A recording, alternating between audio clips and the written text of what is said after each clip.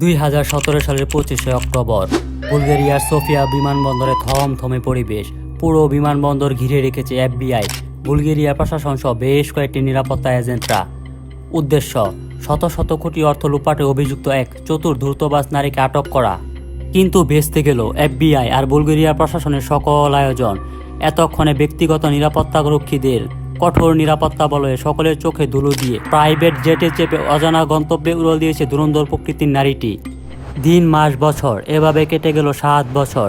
FBI এর most wanted লিস্টে থাকা এফবিআইকে বিদ্যাঙ্গুলি দেখিয়ে ধরাছোঁয়ার বাহিরে অবকাশ যাপন করছে ক্রিপ্টো কুইন খেতা পাওয়া রোজা ইগনাতোভা। রোজা ইগনাতোভা কিভাবে এফবিআই এর মোস্ট ওয়ান্টেড তালিকাভুক্ত হলো তা জানার আগে একটু জেনে নেই তার প্রতিষ্ঠিত অপরাধের স্বর্গরাজ্য ওয়ানকয়েন সম্পর্কে।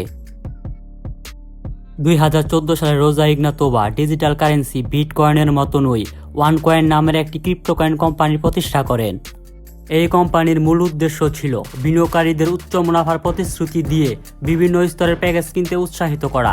ওয়ানকয়েনে বিনিয়োগ বাড়াতে বিভিন্ন দেশে বড় বড় ইভেন্ট এবং সেমিনারের আয়োজন করতেন রোজা ইগনাতোভা তার আয়োজিত সেমিনারে বিনিয়োগকারীদের আকৃষ্ট করার পাশাপাশি প্রণোদনামূলক কার্যক্রম করতেন। যেমন যারা যত বেশি নতুন বিনিয়োগকারী আনতেন তারা সদস্য প্রতি মুনাফা পেতেন। ওয়ানকয়েনের কোনো বৈধ ব্লকচেইন বা কারেন্সি ছিল না। ওয়ানকয়েন পরিচালিত হতো পঞ্জি স্কিমের মতো। ইতালিয়ান নাগরিক চার্লস পঞ্জি আমেরিকাতে এসে এক ধরনের ব্যবসায়ের প্রবর্তন করেন, যেখানে বিনিয়োগকারীরা তাদের অর্থলগ্নির বিপরীতে চড়া মুনাফা পেত। চার্লস পঞ্জির কোম্পানিতে বিনিয়োগকারীরা 45 দিনের জন্য বিনিয়োগ করলে 50% প্রফিট পেত, আর কেউ 90 দিনের জন্য বিনিয়োগ করলে তাকে দেওয়া হতো 100% মুনাফা। তখন ব্যাংকে দেওয়া হতো মাত্র 5% সুদ। অল্প কয়েক দিনের মধ্যে পঞ্জির জনপ্রিয়তা আকাশচুম্বী হয়ে যায়। অতি মুনাফা পেয়ে এবং প্রচুর বিনিয়োগ পেয়ে বিনিয়োগকারী এবং পঞ্জি উভয়ের পকেট ফেলে ফুঁপে ওঠে। পঞ্জির কোম্পানির জনপ্রিয়তা দেশব্যাপী ছড়িয়ে পড়ে। মানুষজন হুমড়ি খেয়ে বিনিয়োগ শুরু করে। ঠিক তখনই একে একে থলের বিড়াল বেরিয়ে আসে। আর্থিক তদন্তকারী কোম্পানি পঞ্জি স্কিম আইনের আওতায় তদন্ত করেন। তদন্ত রিপোর্টে যা বেরিয়ে আসলো তা জানার পর পঞ্জি স্কিমে বিনিয়োগকারীদের মাথায় আকাশ ভেঙে পড়ে। তদন্তে দেখা যায় পঞ্জি কোনো ব্যবসায় করতেন না বা কোথাও বিনিয়োগও করতেন না। আজকের বিনিয়োগকারীদের কাছ থেকে নেওয়া অর্থ দিয়ে গতকালের বিনিয়োগকারীদের মুনাফা দিত। ওয়ানকয়েনের বিজনেস মডেলও ছিল পঞ্জি স্কিমের মতো। তারাও আদতে কোথাও বিনিয়োগ করতো না বা কোথাও ব্যবসাও করতো না। পুরো ব্যবসায়টা ছিল অর্থ আত্মসাতের সুপরিকল্পিত কর্মযজ্ঞ। বিভিন্ন তথ্য ঘাটাঘাটি করে রোজা ইগনাতোভা সম্পর্কে যতটুকু জানতে পেরেছি, রোজা ইগনাতোভা 1980 সালে বেলারুশের রস শহরে জন্মগ্রহণ করেন। তিনি 10 বছর বয়সে তার পরিবারের সাথে জার্মানিতে চলে যান।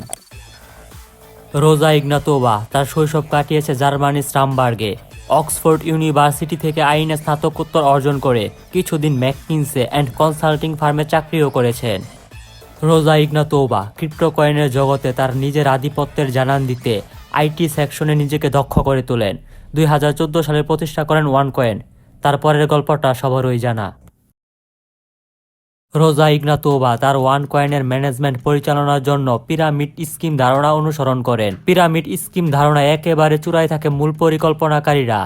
এই মূল পরিকল্পনাকারীরাই অধীনস্থদের সকল কার্যক্রমের নির্দেশ দিয়ে থাকেন। প্রতিষ্ঠার 2 বছরের মাথায় ওয়ানকয়েন এত লাভজনক, এত জনপ্রিয় হয়ে যাওয়ায় সন্দেহ জাগে আর্থিক নিরাপত্তা সংস্থাগুলোর। 2016 সালে ওয়ানকয়েনের কার্যক্রম এবং গতিবিধি পর্যবেক্ষণ করলে ধীরে ধীরে বের হয়ে আসে সব কারচুপি এবং মাল্টি লেভেল মার্কেটিংয়ের নামে ভণ্ডামির প্রকৃত চিত্র। ব্যবসায়ের নামে প্রতারণার ফন্দি, আজকের বিনিয়োগকারীর অর্থ লাভসহ বিগত দিনের বিনিয়োগকারীদের ফেরত, এসব তথ্য প্রকাশ হলে ওয়ানকয়েনের বিনিয়োগকারীদের অবস্থা বেহাল। অবশ্য তখন আর করার মতো কিছুই ছিল না, কারণ রোজা ইগনাতোভার ওয়ানকয়েন এতদিনে 175 দেশের $400 কোটি আত্মসাৎ করেছিলেন, যা বর্তমানে বাংলাদেশি টাকায় প্রায় 48,000 কোটি টাকা। রোজা ইগনাতোভা প্রতারণার প্রাথমিক পর্যায় থেকে চতুরতার সাথে বিনিয়োগকারীদের তার ইচ্ছে মতো নাচিয়েছেন। লোক দেখানো মুনাফা প্রদান করে গড়েছেন সম্পদের পাহাড়। বিশ্বের বিভিন্ন দেশে ছদ্মনামে কিনেছেন একাধিক প্রজেক্ট। অন্যের টাকায় ডাবিনার মতো বিলাসবহুল প্রমোত্তরি কিনেছেন। তবে রোজা ইগনাতোভা কখনো নিজের নামে ব্যাংক অ্যাকাউন্ট পর্যন্ত খুলেননি।